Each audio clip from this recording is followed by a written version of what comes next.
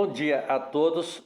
Hoje vamos falar sobre o inquérito civil público e também sobre o controle de constitucionalidade frente à Constituição Estadual. Nós estamos até agora falando sobre o controle de constitucionalidade das leis e dos atos normativos frente à Constituição Federal.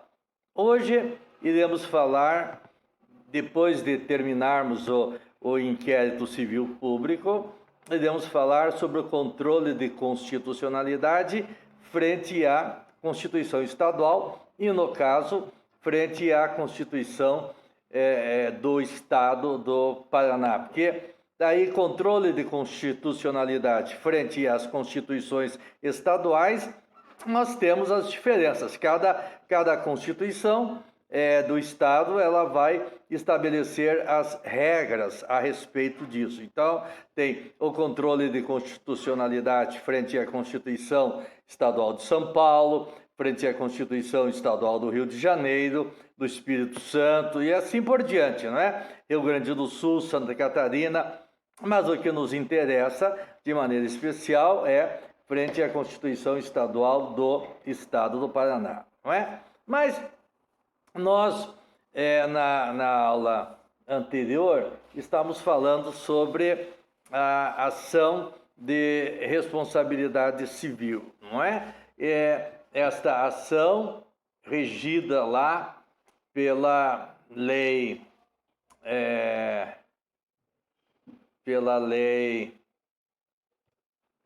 7.347, de 24 de julho de 85, que, como já dissemos, ela disciplina a ação civil pública de responsabilidade por danos ao meio ambiente, ao consumidor, a bens e direitos de valor artístico, estético, histórico, turístico e paisagístico, a qualquer outro interesse difuso ou coletivo, por infração da ordem econômica, a ordem urbanística, a honra e a dignidade de grupos raciais, étnicos ou religiosos e ao patrimônio público e social.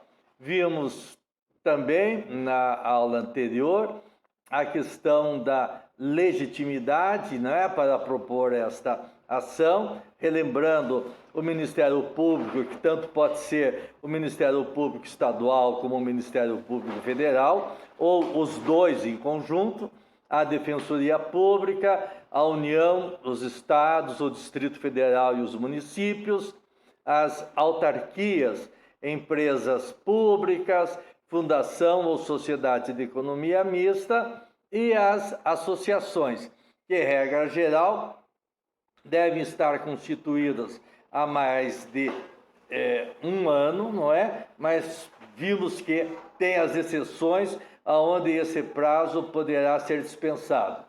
E também que inclua, entre suas finalidades institucionais, a defesa de alguns desses bens relacionados lá no artigo 1º. Bom, e nós paramos na fase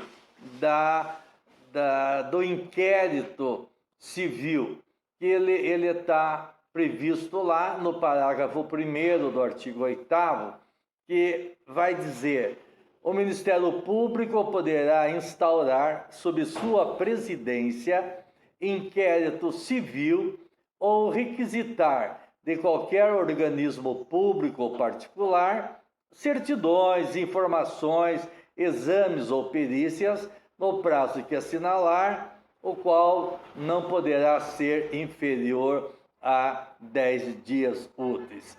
E comentávamos também que, paralelamente, nós temos o nosso sistema, o inquérito policial, que é presidido pelo delegado de polícia, para investigar algum crime. E temos aqui na ação civil pública o inquérito civil, que é também para investigar. Mas investigar o quê? qualquer dano ou ameaça de dano àqueles bens referidos já várias vezes no artigo 1º desta lei.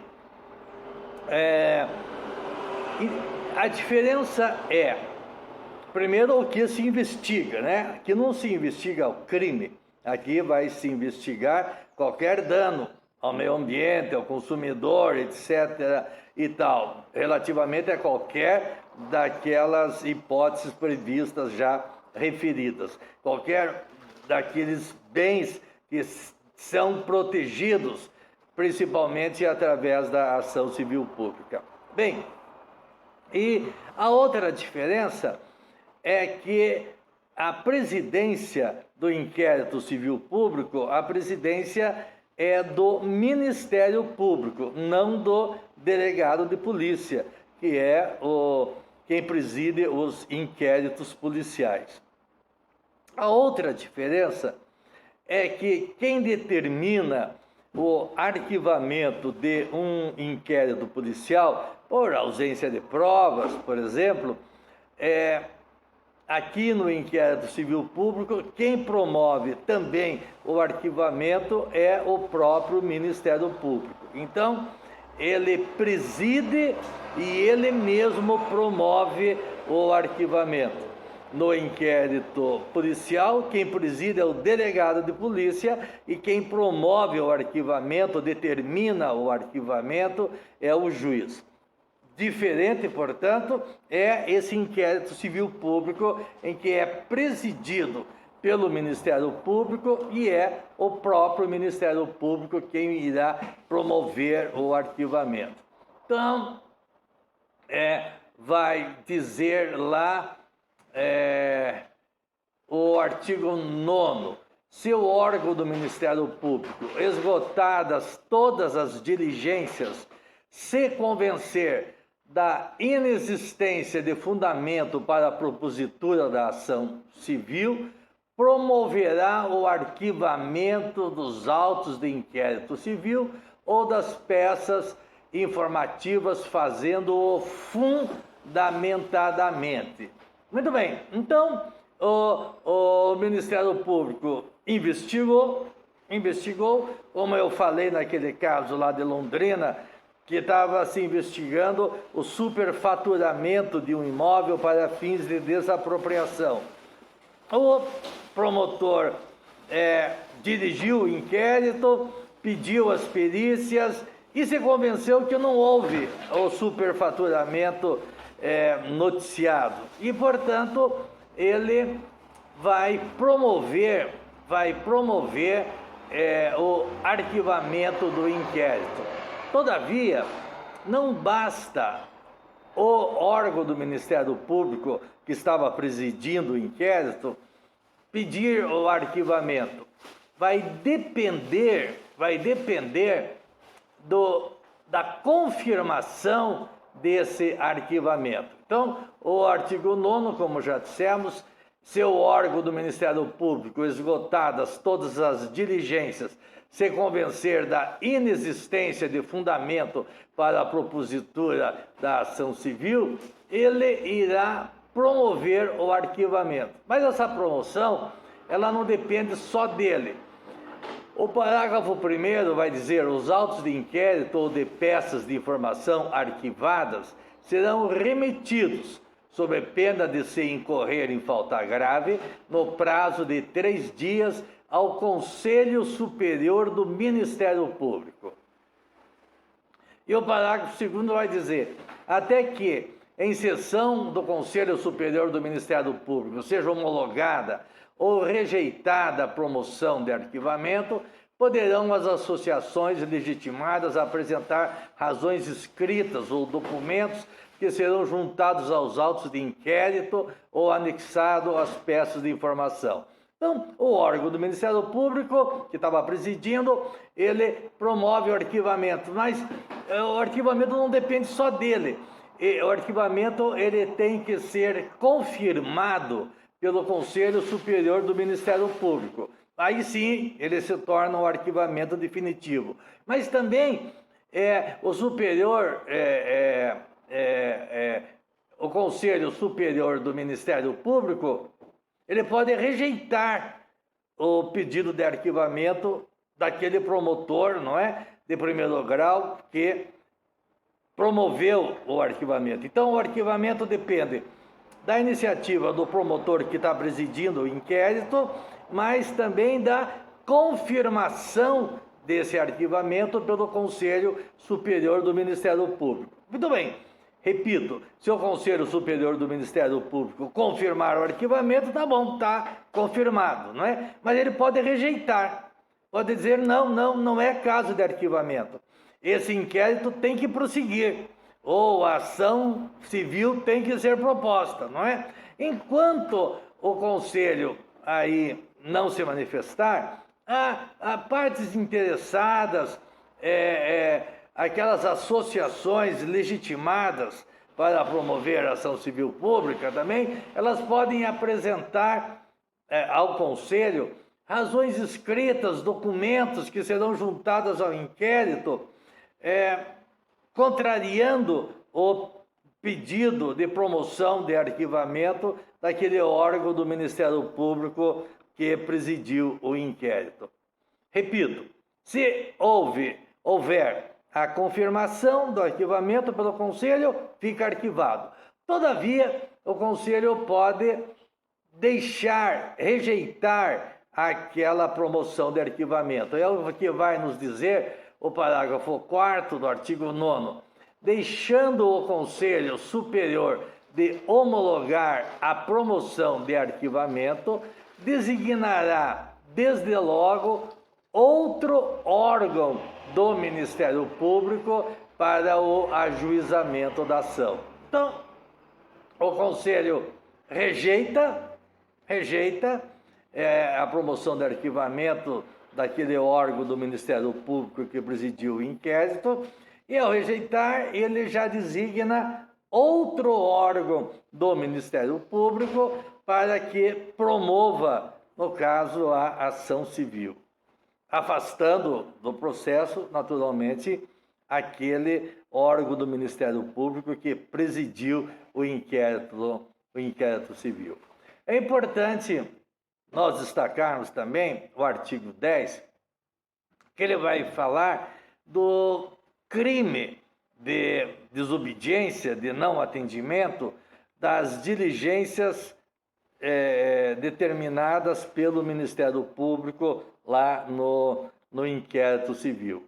O artigo 10 vai dizer: constitui crime punido com pena de reclusão de 1 a 3 anos, mais multa de 10 a 1.000 ORTNs, a recusa, o retardamento ou a omissão de dados técnicos indispensáveis à propositura da ação civil, quando requisitados pelo Ministério Público. Então, é um crime punido com reclusão de 1 a 3 anos, quando o Ministério Público requerer alguma diligência e houver recusa, ou não é só recusa, é retardamento também, não é?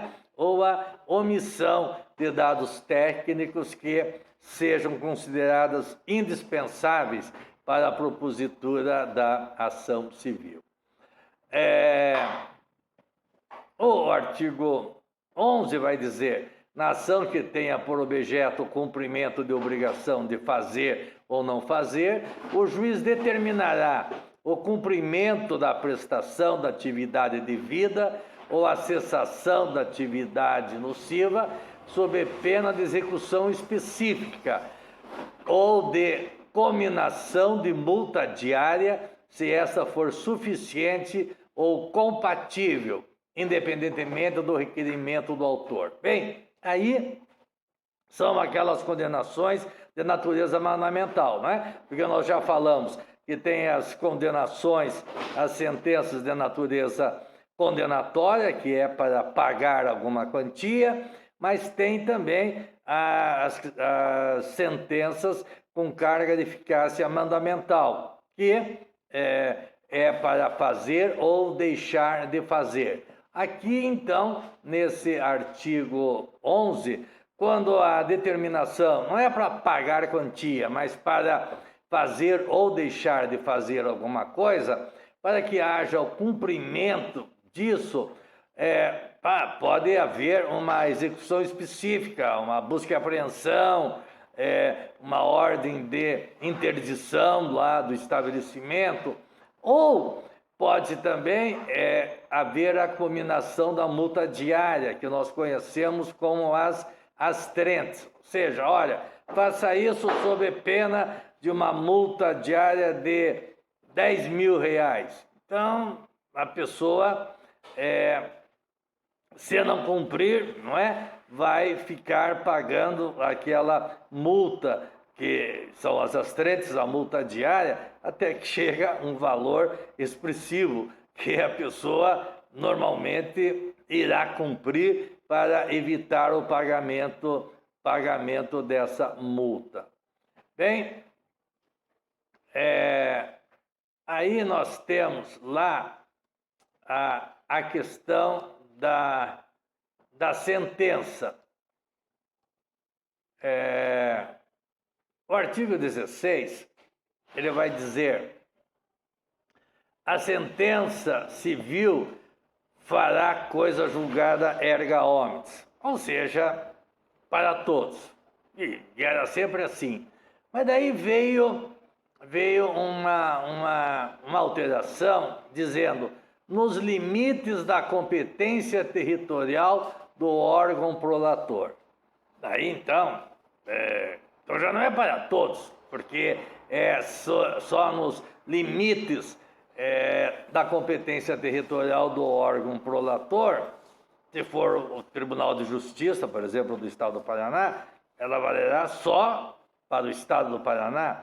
Se for uma decisão do juiz da Lapa, só irá valer para o território lapiano. Bem, e isso causa uma perplexidade muito grande relativamente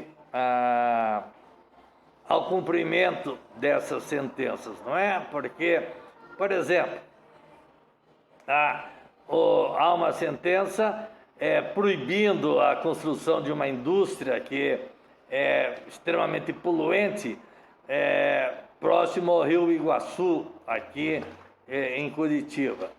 Bom, então se a sentença do juiz faz coisa julgada só dentro dos seus limites, poderá essa empresa construir esta mesma fábrica poluente próximo ao Rio do Iguaçu, na parte que o Rio Iguaçu vai margear, por exemplo, União da Vitória.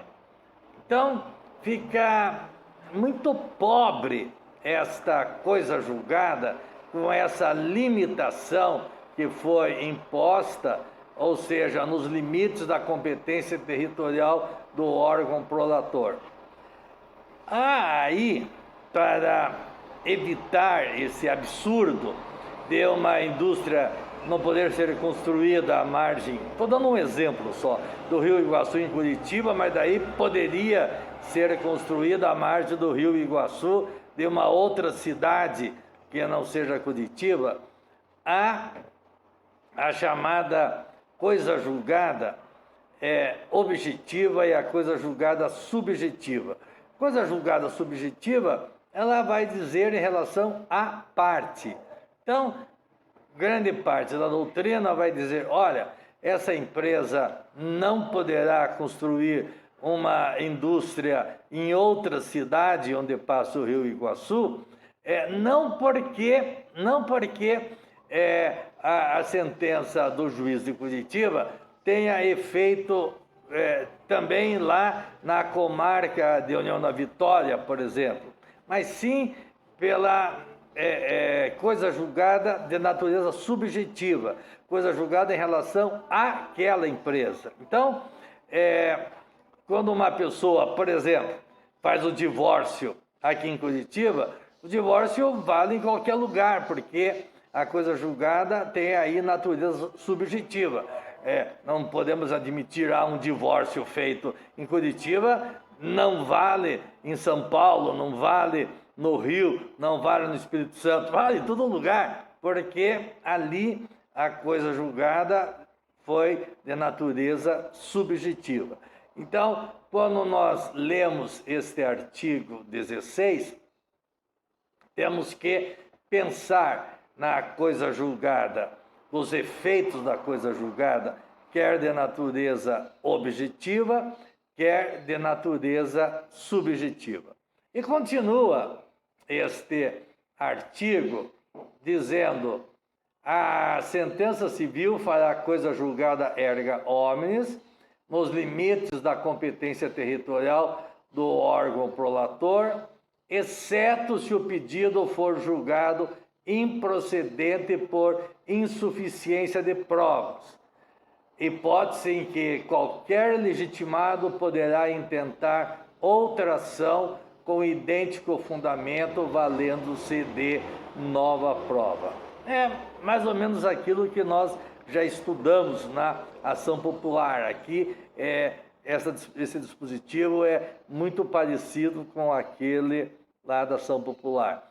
Então, se a ação civil pública for julgada improcedente por falta de provas, poderá qualquer outro legitimado propor novamente a ação para utilizar-se de outras provas, não é? Para conseguir o objetivo.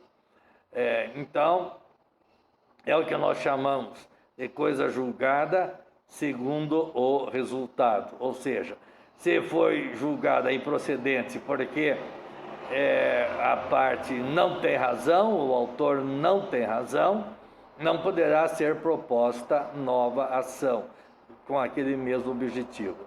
Mas se foi julgada improcedente porque não houve prova suficiente, aí poderá ser proposta nova ação, produzindo-se, não é, outras provas que possam, né, ser possíveis ali. Eu sempre digo que essa coisa julgada segundo o resultado ou segundo um eventum litis é próprio só das ações coletivas, porque as ações individuais, assim, nossas, não é?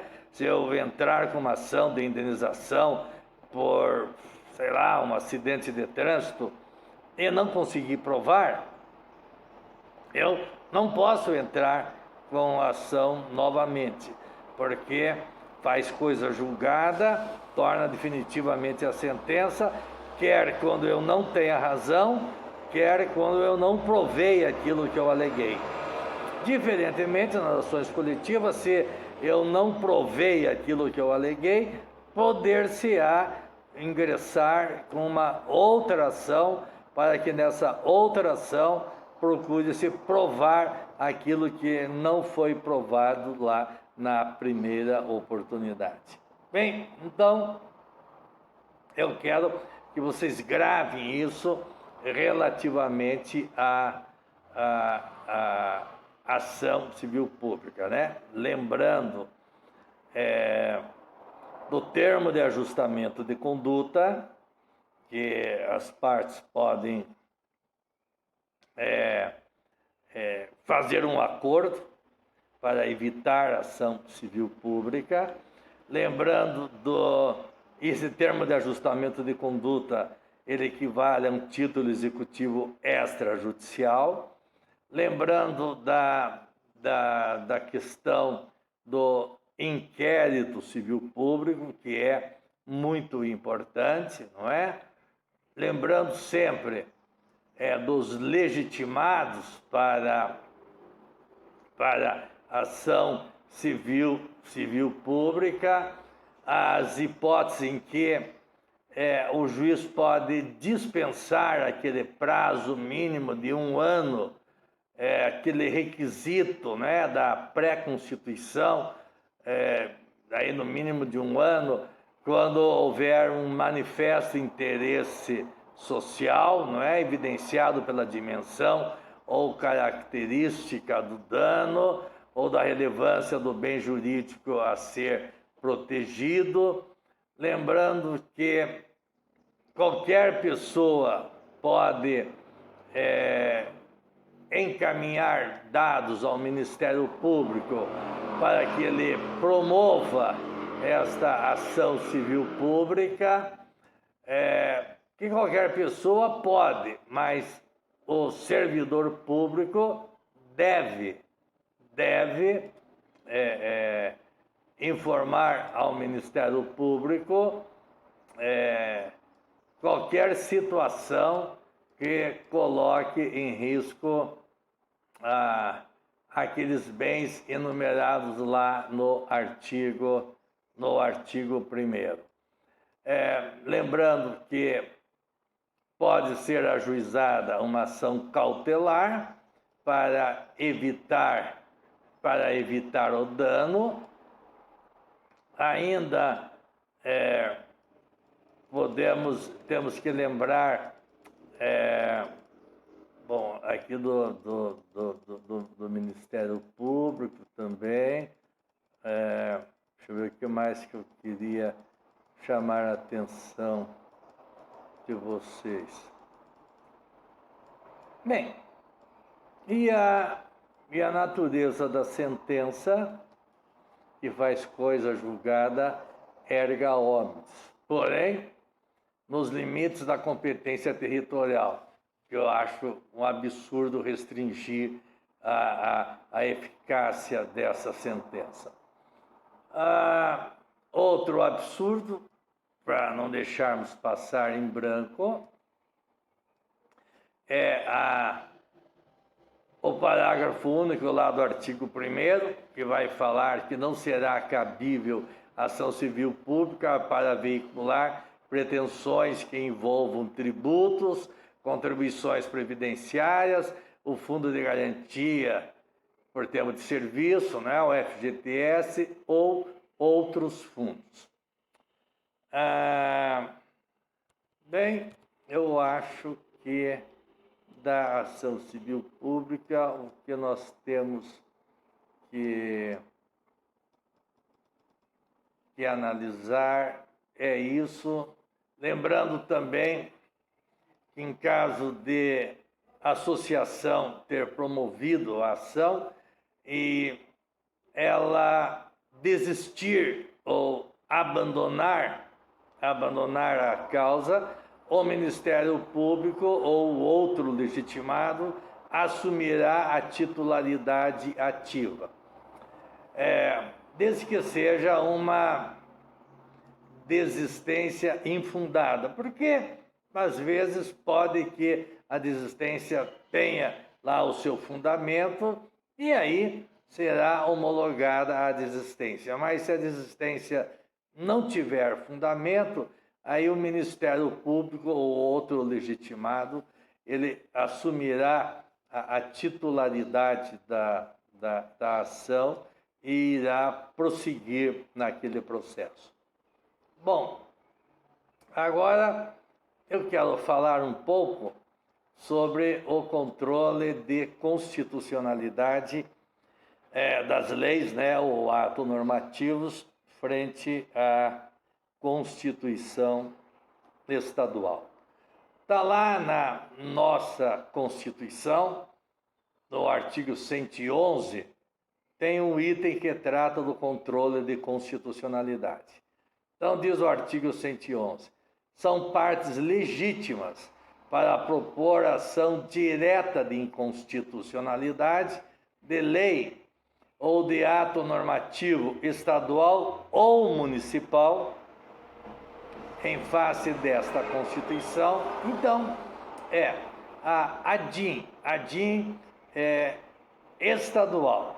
Nós estudamos a DIN federal, que tem por objeto lei federal ou estadual, e agora a DIN estadual, que tem por objeto lei ou ato normativo, né, primário, estadual ou municipal. Bem, então quem são os legitimados? Primeiro, o governador do estado. Lá perante a Constituição Federal, começa lá, presidente da República, né? Aqui é o governador do Estado e a mesa da Assembleia Legislativa. Lá nós tínhamos a mesa do Senado Federal, a mesa da Câmara dos Deputados. Aqui nós temos a mesa da Assembleia Legislativa. Então, legitimados, governador do Estado e mesa da Assembleia Legislativa. E aqui, no caso, não há necessidade de demonstrar pertinência temática, porque o governador do Estado e a mesa da Assembleia Legislativa, eles têm interesse que tudo que aconteça no Estado, não é? E o que está se julgando aqui é lei ou ato normativo estadual ou municipal. Então, se na ADIM, perante a Constituição Federal, o governador do Estado e a mesa da Assembleia tem que demonstrar pertinência temática, aqui não. Aqui não. Aqui, perante a Constituição Estadual, eles não precisam demonstrar a pertinência temática. Aí vai dizer também o Procurador-Geral da Justiça, que equivale na ADIM Federal ao Procurador-Geral da República, mas aqui coloca-se o Procurador-Geral da Justiça e se amplia, e o Procurador-Geral do Estado. Tanto o Procurador-Geral da Justiça como o Procurador-Geral do Estado tem aí legitimidade para entrar com essa ADIM estadual. Prefeito e a mesa da Câmara do respectivo município, e aí tem que demonstrar a pertinência temática, o prefeito e a mesa da Câmara do respectivo município, aí já diz o inciso 3º, quando se tratar de lei ou do ato normativo local. Então, o prefeito de uma cidade não pode entrar com a ADIM relativamente à lei de um prefeito, uma lei de um outro município. Não, tem que demonstrar que aquela lei ou ato normativo que o prefeito ou a mesa da Câmara está promovendo a ADIM diz respeito à localidade, diz respeito àquele município. O Conselho Seccional da Ordem dos Advogados do Brasil, veja, lá na ADIM Federal é o Conselho Federal da OAB. Aqui não, aqui é o Conselho Seccional da Ordem, ou seja, o Conselho aqui da OAB do Paraná, da seccional, não é do Conselho Federal da OAB, que tem interesse nacional. Aqui é o Conselho Seccional, o Conselho aqui do Estado do Paraná, não é? Partidos políticos com representação na Assembleia Legislativa. Lá na ADIM, perante a Constituição Federal, é partido político com representação no Congresso Nacional. Aqui não, é partidos políticos com representação na Assembleia Legislativa, né? Nossa. Lá vai falar as confederações ou entidades sindicais de âmbito nacional. Aqui não vai falar em confederações, aqui vai falar, no inciso 6º, as federações sindicais e as entidades de classe de âmbito estadual, não de âmbito nacional, não é? Isso inclui também, isso também é uma novidade, que tem na nossa, mas lá na federal não tem, inclui-se o deputado estadual. Então, quem são os legitimados para entrar com a ADIM federal? Os legitimados para entrar com a ADIM federal, só vamos relembrar lá os do artigo 103. Podem propor ação direta de inconstitucionalidade e ação declaratória de constitucionalidade. Então, o presidente da República, na DIN estadual, é o governador. Mesa do Senado Federal ou mesa da Câmara dos Deputados, na DIN estadual, é a mesa da Assembleia Legislativa. Governador do Estado, mesa da Assembleia Legislativa, aqui na estadual, é a mesa da Câmara do município. Daí lá vai dizer governador do Estado, aqui vai dizer prefeito. Lá vai dizer Procurador-Geral da República, aqui vai dizer Procurador-Geral de Justiça. Isso inclui também o Procurador-Geral do Estado. Lá vai dizer Conselho Federal da Ordem dos Advogados do Brasil. Aqui vai falar Conselho Seccional da Ordem dos Advogados do Brasil. Lá vai falar Partido Político com representação no Congresso Nacional.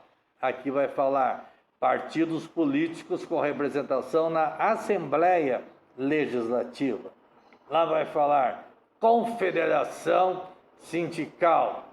Aqui vai falar Federação Sindical. Federação estadual, confederação é a nacional, não é?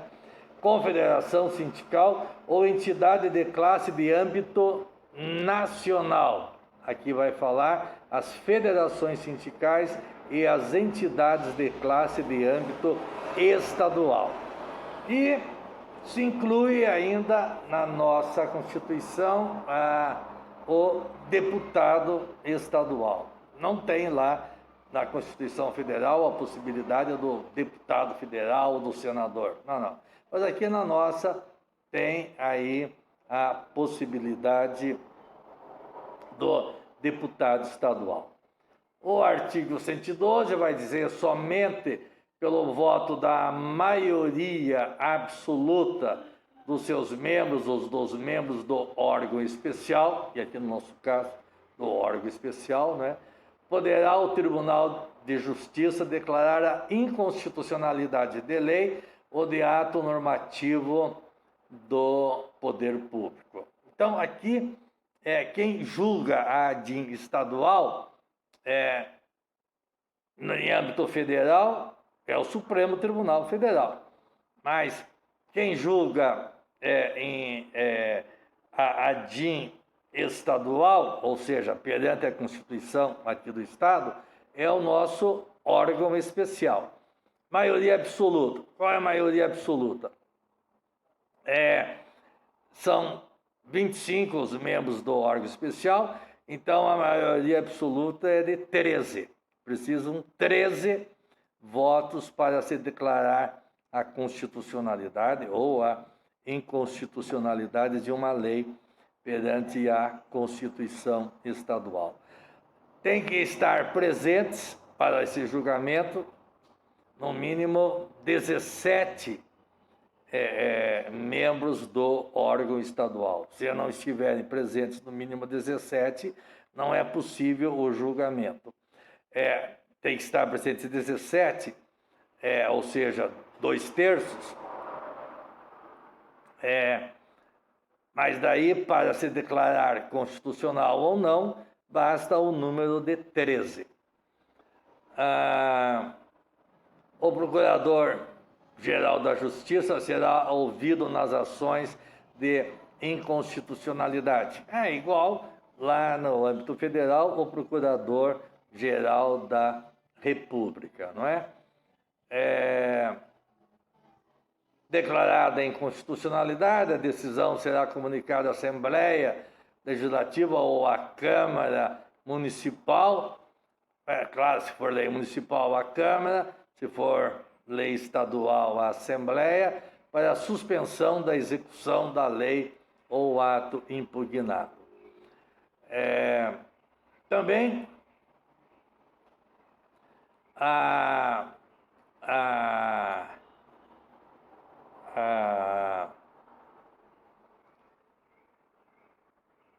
previsão da inconstitucionalidade por omissão também, não é? E então vai dizer o parágrafo 1º do artigo 113, reconhecida a inconstitucionalidade por omissão de medida para tornar efetiva a norma desta Constituição, ou seja, da Constituição Estadual, a decisão será comunicada ao poder competente para a adoção das providências necessárias à prática do ato ou início do processo legislativo, em se tratando de órgão administrativo, para emiti-lo em 30 dias sob pena de responsabilidade. Bem, é igual a DIN por omissão, não é? Se limita a dar uma ciência. Nós teríamos que trabalhar também com o chamado mandado de injunção, aí a nível estadual, não é? Parágrafo 2º, na ação direta de inconstitucionalidade, incumbirá ao Procurador-Geral do Estado atuar na curadoria da presunção da legitimidade do ato impugnado. Como lá no âmbito federal, quem vai defender a lei é o Advogado-Geral da União, aqui quem vai defender a lei ou a sua presunção de legitimidade é o Procurador-Geral do Estado. Bem, agora nós temos aqui o que me avisaram, que a nossa prova será... Bom, o período de prova é de 19 a 25, então a nossa prova será dia 23. 11 será a nossa prova OPET. E daí, essa é a aula do dia 11, nós teremos os dias 16 e 18, para nós fazermos uma revisão da matéria. Aí vamos começar lá em habeas corpus, vamos ver a ação popular, novamente, vamos ver o mandado de injunção, o habeas data, a ação civil pública e esse controle de constitucionalidade perante a Constituição Estadual. Tá? Então, as nossas duas próximas aulas estarão voltadas para a revisão. E daí, dia 23, será a nossa avaliação. Tudo bem? Então, até a próxima aula.